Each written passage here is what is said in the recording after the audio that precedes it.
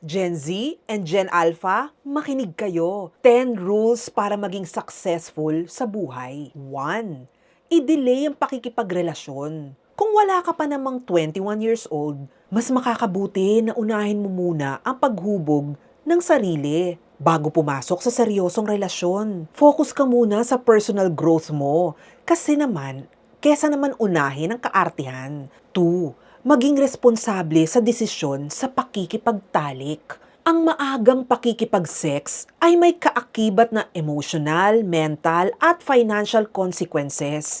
Hindi lahat handa sa responsibilidad na kasama nito. 3. Iwasan ang live-in at pag-aanak sa early 20s. Ang edad na 20 to 29 ay golden years para mag-aral, mag-ipon, magtrabaho, at magtayo ng negosyo. Hindi pa ito ang panahon para mag-settle down. 4. Mamuhay para sa sarili mong pangarap. May sarili kang buhay at misyon. Hindi mo responsibilidad na akuin lahat ng problema ng kamag-anak. Kung kapalit nito, sariling kinabukasan. 5. Maging mapili sa barkada. Malaki ang impluwensya ng mga taong kasama mo. Piliin ang mga kaibigang may pangarap, disiplina at tamang mindset. Yung humihila sa'yo pataas, hindi pababa. 6. Pagtungtong ng 17 to 21 years old, palawakin agad ang connections. Makihalubilo ka sa mga taong may experience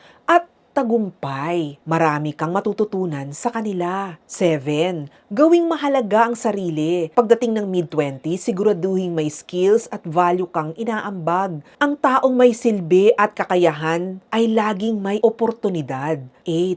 Magkaroon ng side hustle. Huwag umasa sa iisang income.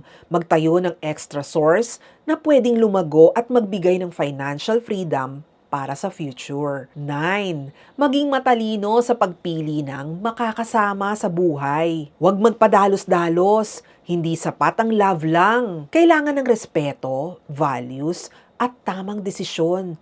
Mas okay ang maghintay kesa mapunta sa maling tao. At pang-10, palawakin ang mundong ginagalawan. Mag-travel ka muna sa ibang bansa.